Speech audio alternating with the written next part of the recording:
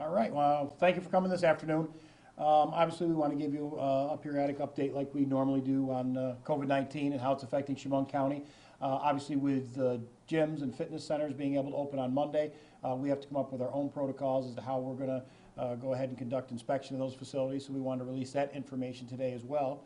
But before we get started on the fitness centers, I believe we're going to have our Public Health Director, Pete Bizzetti, come up. He's been doing a great job, and give us a look at the numbers in Chemung County and the southern tier and what's going on with that aspect. So, Pete, without further ado, I'll let you take over.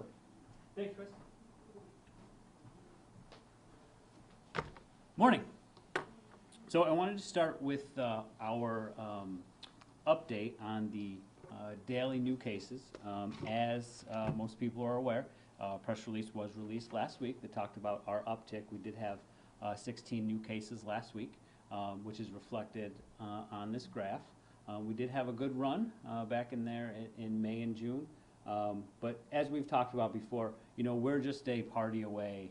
These clusters, tend to kind of carry on that way. So it's still very important for the public to keep in mind proper mask use and social distancing. I know that we're tired, but this isn't the time to kind of fall down. This is the time to kind of keep up on those, and it's important, that we keep maintaining those things. For our staff, if you look at what happened last week, those 16 cases turned into over 90 on the contact tracing, which is a considerable amount of work and people involved and things of that nature. So keep that into perspective. To that point, this is the list. This is the graph of our precautionary and mandatory quarantines. Again, precautionary versus mandatory. Precautionary gets a phone call a day. Mandatory gets a visit and a phone call a day. So 1 check a day versus 2 checks per day. And as you can see, it really mimics what we saw last week with the cluster. So in terms of the southern tier numbers, represented in red is our southern tier region. And if we take a look at our numbers here, still, even with our cluster from last week, the southern tier number of 0.4% under the percent positives tests per day on a 7-day rolling average is still the second best in the whole state. And if you do compare us to number 1, the North Country, if you look at maintain 30 per 1,000 diagnostic tests, they're only required to do 419 based on population, contact tracing and tracing capacity, 12 again based on population. Our population's higher than the Northern Country. So still good numbers, still important, don't want to downplay, what we experienced last week. In addition, when we talk about being part of the southern tier, keep in mind the governor's been clear, if the regions show upticks that extend beyond the numbers he's put forward, he will put people back in the phases, and none of us want that. So we are all in this together. We also are looking at the numbers in the closest Pennsylvania counties to us, namely Bradford and Tioga. Those numbers still seem to look pretty good. So I think from a regional standpoint, our numbers still look really good. But again, we're not out of the woods. We're going to be dealing with COVID for a long time, so it's important that we maintain social distancing, we maintain the mask use. On the Johns Hopkins website, they have a fantastic tool. These are the states in the United States, and it has all their curves from the start of the COVID pandemic. The greener the tile, the greater their downward trend in cases. The redder the tile, the steeper their uphill trend in cases. And you can, if you go to the site, you can click on it, it gives you the nice curve. It's very well done. It's a nice quick snapshot, gives you a lot of information quickly. If you just do a quick look at it, Hawaii, Kansas, Delaware, Maryland aren't looking too good right now. If we kind of dovetail that into the travel advisory, yesterday they did add Alaska and Delaware back to the list, which brings us up to 35 states and territories. Nobody came off the list. Delaware's been that one that's been on 1 week, off another week, on 1 week. So this is an excellent tool, and I would suggest anybody go to the Johns Hopkins website, and it's right there. It's very well done. Just a little bit on the tracing investigations. This is something that it's weird to get so much attention on this right now. It's something, contact tracing, that's been done in public health for since the beginning. You know, it all comes down to the importance of finding out, you know, who are contacts with the infected individual, and work backwards from there. It really involves a lot of boots on the ground work from the public health nurses and the other staff to call people, talk to them. You also have to have a good demeanor, good interviewing technique, especially to be able to kind of ferret out all the information that we need, in addition to, you know, get truthful information. Our public health nurses have been doing it a long time, and they're very, very good at getting the information they need. And then as we move on, you know, to whether they're ill, maintaining for symptoms, it's a big process. It's something that we never ever expected to have this much attention drawn to contact tracing efforts. It's a very vital part. That's why it's very important for the public. You know, if we're reaching out to you, you know, please answer the phone. Please give us truthful information. Our number one goal is the health of the community. You know, that's the number one goal. So it's really important. You know, in addition, please work with us. I know we're all frustrated, you know, but being negative towards the staff, it doesn't help anything. We want to get these investigations done quickly, efficiently, and appropriately, you know, so we can protect public health. And with that, I'll turn it back over to Chris to talk about the gym guidance.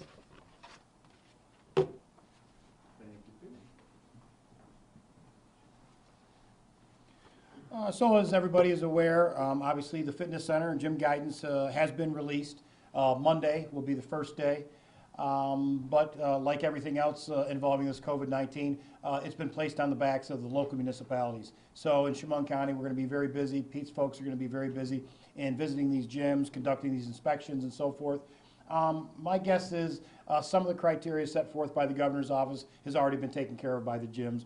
We've visited some of the gyms. They were hoping in phase 4 that they were going to get to open. That didn't occur, so we know that they're set up probably in a good position to open on Monday. But there are a couple of things in here that I think were added that they might not have anticipated.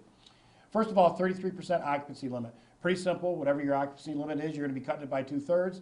And how are we going to police that? Well, you know what? You might get a visit by the health department. You might get a visit by the sheriff's office. They really need to self-police.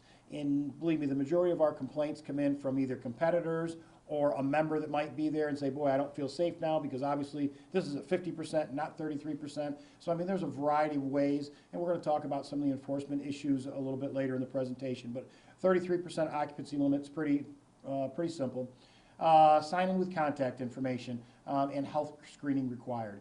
So again, contact information, very important when we're conducting these tracing investigations, and it's very important for the health department staff to be able to know who was at the gym at any given date and time, where did they work out, who did they work out next to. I mean, so that information is going to be important. It's going to be incumbent on the gym owners and the fitness center owners to make sure, you know, that they're getting that information. And again, that's something that's going to have to be checked on periodically. Whether it's a member, whether it's the health department, we will make periodic checks to the fitness centers. And I think what's important to remember, this was one of the last entities allowed to open because we're afraid of this is where a spike or where this is where a cluster could occur. So we really need to be vigilant when we're dealing with the fitness centers and gyms to make sure that everybody is abiding by the rules that have been put in place. Appropriate face coverings required at all times. And I know that, the net gaiters and the bandanas are not going to be allowed in the gyms. They're not going to be able to use those. So, I mean, that's another thing that the gym operators, fitness center operators are going to have to look out for. And social distancing, I mean, we've been dealing with this since March, 6 feet separation at all times. We want to make sure everybody's maintaining that 6 feet of separation, not only in gyms, but everywhere else that we can when we're out in public. Hygiene and cleaning, I think a lot of the fitness centers were already set up for this. Cleaning and disinfection supplies made available to customers, shared equipment cleaned after every use. Staff must be available to clean and disinfect equipment between uses. Rental equipment must be cleaned and disinfected between customer use. So I believe most of our facilities are ready to handle this. They have the supplies on hand. Classes by appointment or reservation only. Maximum class capacity capped at number of people that can adhere to the 6-foot social distancing rules. So some of these fitness centers have basements or areas where they do group size classes. So again, it's going to be very important to make sure that they have a list of who attended the class for tracing purposes. But again, the 33% typical size class is what we're going to be looking for. Classes should be scheduled to allow additional time for cleaning. So if there's a class, if they're 30-minute classes, you got to put that 10 or 15 minutes between the classes so that you can take care of the hygiene and cleaning. And again, you're going to need a chart there. This piece of equipment was cleaned at 9:15 by Chris Moss. I mean, those are the types of records that are going to be important to the health department when it comes to the tracing efforts. Water bottle refill stations are permitted, but no shared water fountains. And this isn't any different than we're treating anywhere.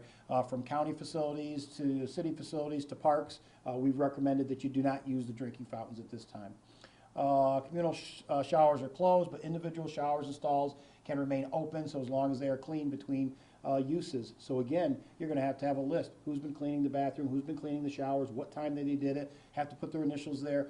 All that information needs to be kept. And look, we know it's a pain, but you know what? These are the circumstances and the guidelines that the governor said, if you want to open, this is what we have to abide by. Air handling systems. Gyms should operate at MERV 13 or greater. If they are unable to operate at that level, they must have heating, ventilation, air conditioning, professional document their inability to do so, and adopt additional ventilation and mitigation protocols from the American Society of Heating.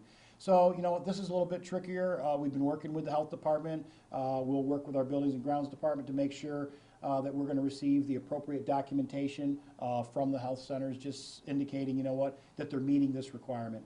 I mean, it's not like we have the resources we can get up on the roof and look at somebody's HVAC unit and make sure, you know, that it has the proper MERV filter in it. And inspections. Local health departments shall inspect before or within 2 weeks of gym or fitness center opening to ensure compliance. And this is what we've been working on since the guidelines came out yesterday or the day before. So, first of all, the Chemung County Health Department, no inspections will be scheduled by the health department until such time the gym or fitness center has completed their affirmation with New York State.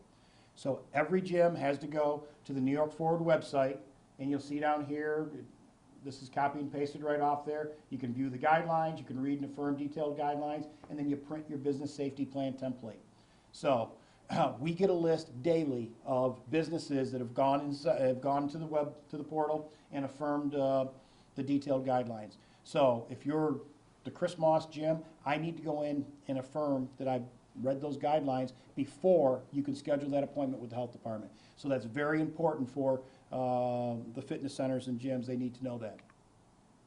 No inspections will be completed by the health department until such time the fitness center or gym has completed and forwarded their business safety plan to the Chemung County Health Department. So again, on the state's New York Forward portal, your business safety plan is right there. You need to fill that out, print it, and email it to safetyplans@chemungcountynewyork.gov. If we don't have that, you're not going to get your inspection. If you don't have your inspection within 14 days from Monday, you shouldn't be open and we'll come and close you. So it's very important. It's incumbent on the fitness centers, on the gyms, to both affirm the detailed guidelines and print the safety plan and then email it to the health department so they can review it. What we don't want to do is have to come to the gym and then review the safety plan there. Pete's staff wants to be able to review it at the office. When we get there, we can ask questions or address any issues that we have in the safety plan. So, Pete, how many gyms and fitness centers do we have? Approximately 40? About 40. So it looks like we're looking at about 40 places that we're going to have to get to in a short period of time. So again, you want to make sure that you have those two things done, affirm those detailed guidelines, and make sure you print your business safety plan and email it to safetyplans@chemungcountynewyork.gov. Those safety plans will be reviewed by the health department. And then when we set up your appointment, we'll come. If there's some issues that need to be addressed, Pete and his staff will make sure to point them out in the safety plan, change the safety plan so it meets the requirements, and everybody should be all set. Again, it's about self-policing. We don't have the resources. After you've had your initial inspection, you've been given your okay, to make sure that you keep working on the disinfection protocols, on documenting who's there, what time. You need to do all that just in case we have a problem. But we are ready. So once you get in there and affirm those guidelines, and some have already, I received some this morning, so get your business safety plans printed and sent to the health department, and we'll get you scheduled for inspections. I don't know, we'll probably start them in the near future. Pete, I take it, most likely? As soon as we can get up to date with the checklist and something like that. Okay. So yes, very soon. Yep, so we are working with some of our partner counties. Broome County shared a checklist that they're going to be utilizing for all their fitness centers and gyms. So they sent that down yesterday, and Pete and his staff are taking a look at that, see if we want to modify a little bit. But again, as you can see, the Southern Tier region, we're all working together. There's no sense of 8 counties doing 8 different checklists. So if we can have one checklist being utilized by all 8 counties, that's great. So I thank County Executive Garner for sending that down yesterday, and we're looking at it right now. You know, when we talk about stop the spread and stay 6 feet away or wear your mask. You know, for those of you that think that, you know what, maybe the masks don't work, look, I'm not a scientist, I'm not a doctor, but we can see from what's happening in different areas throughout New York State where spikes and clusters are happening because there was no facial coverings. Whether it's an innocent birthday party, graduation party, kids are going back to school. How do you tell 18, 19, 20-year-olds who can't wait to get out of the house and go to college that they can't go and socialize when they're not in class? It's just, I mean, it's going to be a tough job for colleges throughout the United States. But these clusters are happening. These are all in New York State. You know, it's going to be apple picking season pretty soon. And we just have to make sure that we have protocols put in place to make sure that we're practicing proper social distancing. Because as you can see here, we are having clusters. We've had one here in Chemung County, 1 or 2, and we're working on them, and it takes a lot of time and a lot of health department resources to track and trace all those individuals as to where they've been. We get a lot of questions. Why hasn't Chemung County announced that, you know, this person was here or there? Look, each investigation throughout the state and every county is handled differently. I can tell you, I monitor and follow the health department's investigations. I talk with Pete probably 2 or 3 times a day. So we're both on the same page. They're doing a fantastic job in the way they're investigating all of these cases, and so there's no really a need to change the way that we're investigating it. And believe me, if there's need to let the public know something, we'll be the first ones to get it out and let you know. Complaint referrals from the New York State Pause Enforcement Assistance. They still are coming in on a daily basis. We're up to 655 pause complaints as of this morning. And these numbers don't include calls that come directly to the county executive's office, the sheriff's office, the 911 center, or the health department. So I mean, that's the number of complaints that we're dealing with on a daily basis. Do we have to deal with all of them? No, certainly we don't. But you know what, a lot of them we do have to deal with, whether it's a phone call, whether it's an email, whether it's personally following up. I know Pete has gone to places. I was at a couple of places this weekend talking with folks, and again, we're trying to educate, not enforce. A lot of people don't understand the rules. The rules continue to change, whether from the governor's office or the state liquor authority. So it's important to let these restaurants and other venues know that, you know what, the rules have changed. This is what you have to do now. So I mean, we're not out there writing tickets and fining folks. A lot of questions, you know, how do we address the numerous complaints that we receive on a daily basis? First of all, we prioritize complaints based on threat to public health. So if we have a complaint that comes in that, you know what, a customer came into the local gas station not wearing their facial covering correctly. Look, we don't have the staff or the resources. We get that complaint. It could be 2 or 3 hours from when Albany gets it. So obviously we can't investigate that. That's of low priority. But if we get a complaint that says improper wearing of a mask by an employee who's serving multiple customers, then you know what? That's a trigger to say, okay, we need to go talk to that store owner, to those employees, and say, hey, you need to wear your mask properly. So, I mean, obviously we're prioritizing these complaints. We attempt to deploy resources in the most efficient and effective manner possible in order to address public health concerns surrounding COVID-19. So, I mean, believe me, the health department, the sheriff's office, everybody's been doing a fabulous job, including the public, to keep these numbers low, but it's an ongoing effort every day. I mean, we get these complaints from the state at Sunday night at 7 p.m. I mean, they just come in whenever somebody, you know, files them with the state, and then we get them. Want to hit on the county's portal a little bit on the complaint website. To date, 43,000 hits on the website that we created to let people know. So you know what, but there's been some complaints. Some people think, you know what, why are you giving out that information? This information hasn't been verified. Look, we're letting you know the information hasn't been verified, but we're also letting you know there's reasons for this information getting out. You know what, we want to prevent or lessen the threat of coronavirus throughout Chemung County, throughout the Southern Tier, New York. We want to protect, you know, our community's most vulnerable section of the population. The elderly, those with compromised immune systems, those with other health-related issues that we know are more susceptible to COVID-19. And, you know, and just as important, we want to inform and educate the public.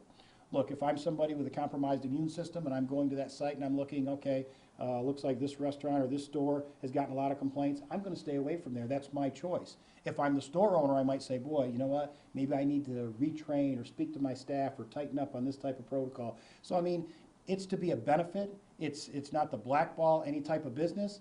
Obviously, if we have 43,000 people that have looked at it in the last month, there's a lot of interest out there and a lot of people are going to the site to look at it. So, you know what, obviously it has its pros and cons.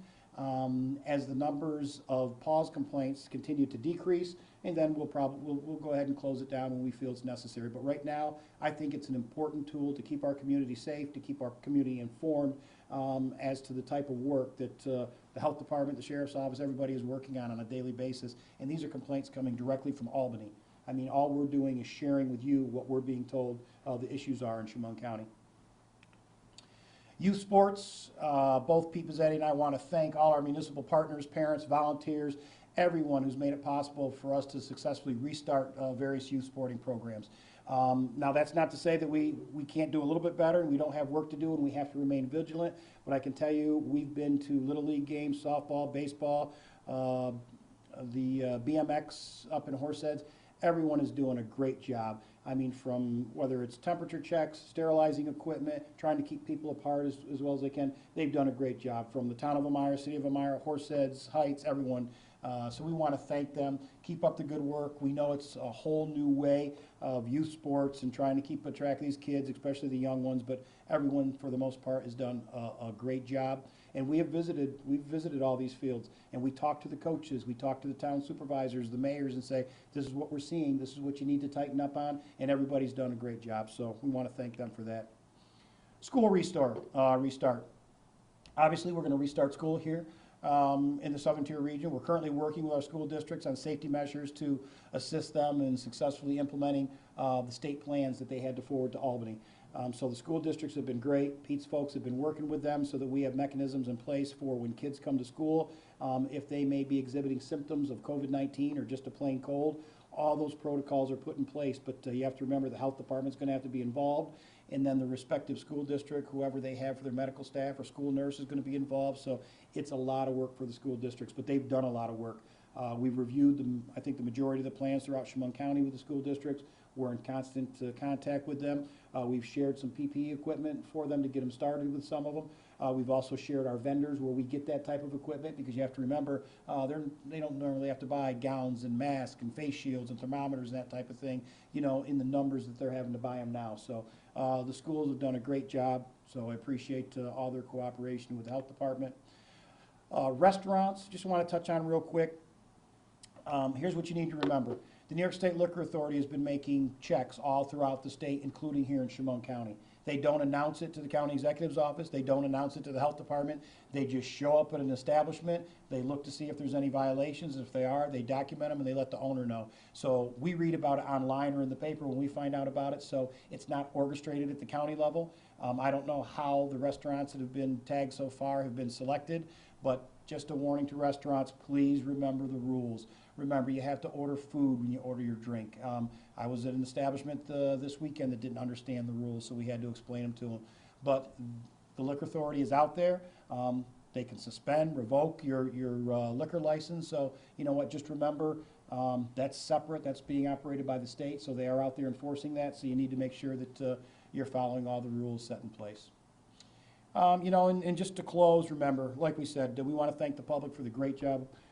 We definitely give them the credit for where the numbers are and what they've done. Mask usage has really gone up. Very few places do we see people that aren't wearing a mask of some type. Is everybody wearing them correctly? No, they're not, but they have a mask, and we're working on that part of it. But social distancing, you know, quarantine issues, facial covering. Remember, some of these events, we've been to a couple that have gotten out of hand over 50, and we say, look, you gotta keep it at 50. You gotta keep social distance. And again, I don't think there's a lot of thought process to say, you know what, I'm going to violate it and have 57 people instead of 50. Just we know how events can get carried away and people invite other people. But you know what, if you're the host, just remember, it only takes one person to be sick, and then we could have 10 or 12 people sick. Now we've taken the health department and all their resources trying to track down this trace investigation, and there might be another cluster spike. So just, you know, you need to be cognizant of those types of things that can happen, and do your part to stop the spread. But other than that, I mean, we're rolling pretty good. We're getting ready for school to start. And, I mean, things are going okay. Numbers are staying low, so we're pleased right now. And other than that, I'd be more than happy to take some questions if you have them. Yes? With gyms starting to reopen, do their hours have to change, like restaurants and stores, they decrease their hours? I'm not aware of any hours change. Are you, Pete? There's a recommendation in the guidance that says in order to meet some of the requirements to reduce class size or to schedule people out differently, that gyms and fitness centers may want to consider changing their hours, but not a specific requirement. So we have to remember, there are guidelines or requirements that are mandated, and then there's those that are recommended. Yes? So I'm pretty sure that you touched on this and didn't have an exact date, but do you have a date where you might hope to start, just getting some of these inspections underway, maybe whether it be this week or the beginning of next? Well, I mean, as soon as we know that somebody has completed their affirmation, and we get that from the state, and then somebody has submitted their plan as well to the health department, and then we'll get them scheduled. So, I mean, if that's tomorrow morning and the health department has the staff available, then we'll start them tomorrow morning. So, I mean, if we have to get 40 done, we want to get them, obviously, we'd like to get them done before Monday, but that's not going to happen. We realize that. So we'll be working into that 2-week period. But what the fitness centers and the gyms need to remember, you have to get your part done before you get the inspection, because if we go 14 days past this coming Monday when they open and you haven't had your inspection, you'll be closed down. So it's very important for them to make sure that they get that affirmation and get that safety plan completed. Yes? I know we are in our last of reopening with the gyms, am I right? Or like this is the last of the reopening? No, we're waiting for a casino down in Tioga County. I wish they'd get working on the casinos, but for the most part, I think most of the businesses are probably open. So you also said that the gyms were like the most because of that's where you might get your clusters from sweat and everything else.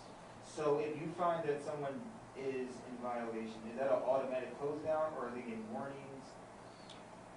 Maybe I'll let the public health director answer that. Is what would facilitate a close down if somebody violates the rules? How egregious would it have to be? I think it would have to depend on what it was and whether or not they could fix the problem. If it's something as simple as, your safety plan doesn't have a specific enough guidance in there for screening or for check-ins, that's something they could probably fix on site, adjust their plan. If it's something along the lines of the HVAC system that needs to be, that could be pretty sticky. So it would really depend on what it is. And certain gyms and fitness centers are smaller, some are bigger. So some of the things are going to be easier for some than others. So it's definitely going to be more of a case-by-case basis.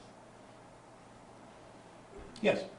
In talking with a local gym owner recently, one of the concerns was about the masks when working out. Somebody who might be in more shape might be better suited, but somebody who's just getting back to the gym, that could kind of put a strain on them. And I know there's also some research about when those masks get wet with sweat, they might not be as effective as they otherwise might have been. At somewhere like a restaurant, once you sit down, the 6 feet apart, you can kind of take the mask off.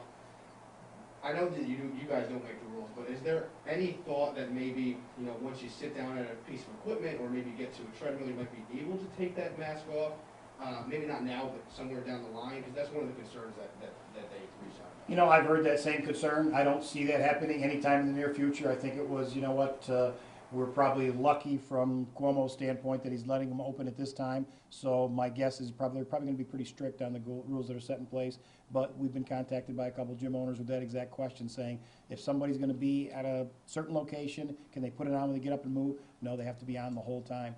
And again, you know what? You're not going to be able to use those neck gaiters that are very convenient or the bandanas. So it's going to be uncomfortable and probably take a while to get used to. Yes. Since I know a couple of months ago, Lowe's had to actually be shut down temporarily, like a day, I think, because of the violations. Since that time, have any other businesses had to be closed or been come close to being closed, or has it just been a matter of going in and educating them on what needed to be done? Probably the closest one to be closed other than that was Walmart, but that would have been probably 3 months ago or so, so we've been working with them. Everybody else, again, we send staff from the health department by, or the county executive's office, or the sheriff's office, and say, look, this is what the rule is. So we continue to try to educate so that we don't have to enforce. The gyms are going to be a little bit different just because we're afraid if there's going to be a cluster that's going to happen, a fitness center or a gym would be a perfect place for it, especially our larger ones. Even at 33%, probably some of them can have dozens of people in there. depending on what their occupancy is, but we just want to make sure that that gets off to a good start and a safe start. And if everybody does the cleaning protocols, does everything put in place, we shouldn't have a problem.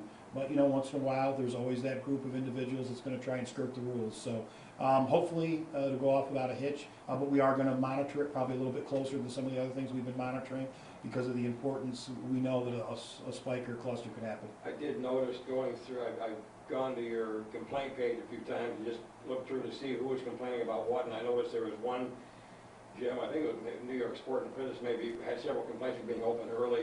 Is that, did you go and talk to them, or did anybody talk to them and say, we're getting complaints, what's going on? We've met with them multiple times. Matter of fact, the health director and myself spoke with the owner previously. So obviously the calisthenics that they have been allowed to do in groups of 10 or under, people see cars there. There have been multiple complaints. We're trying to work through them. They know that they can't use the equipment, they can't use free weights and so on and so forth.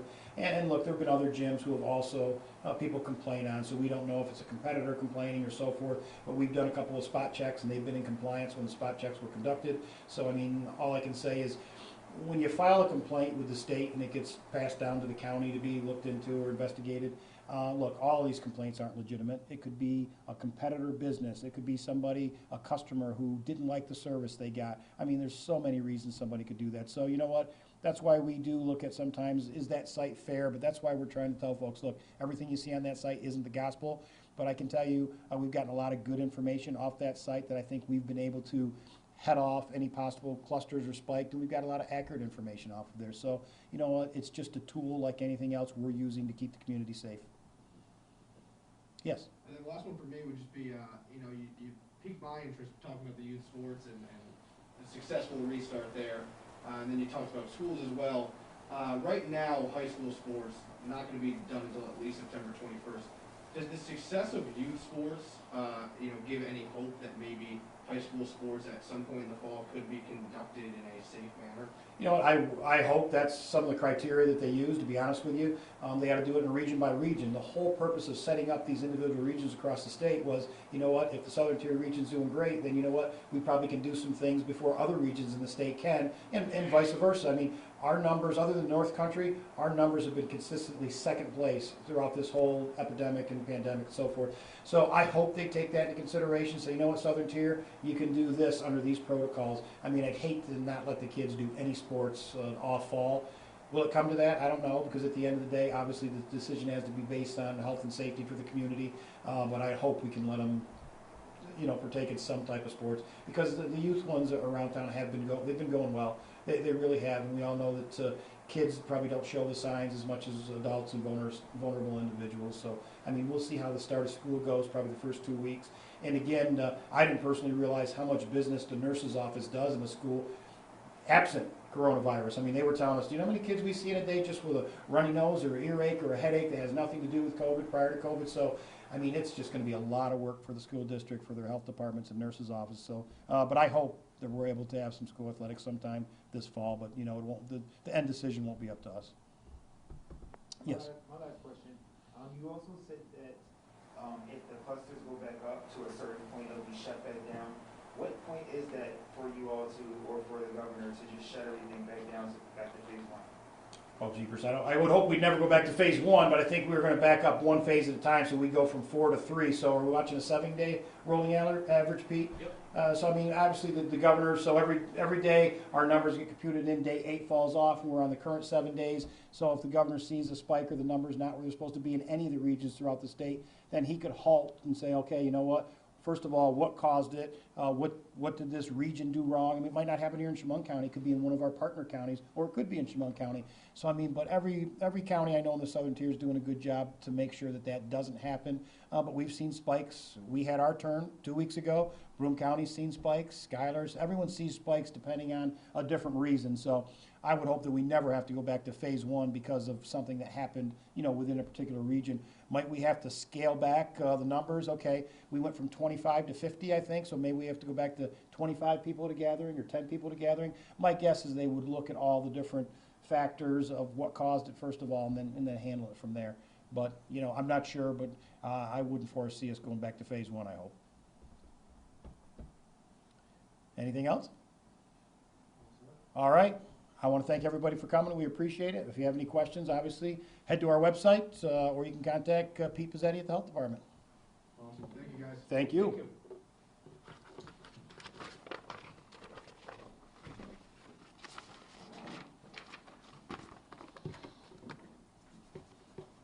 Busy news.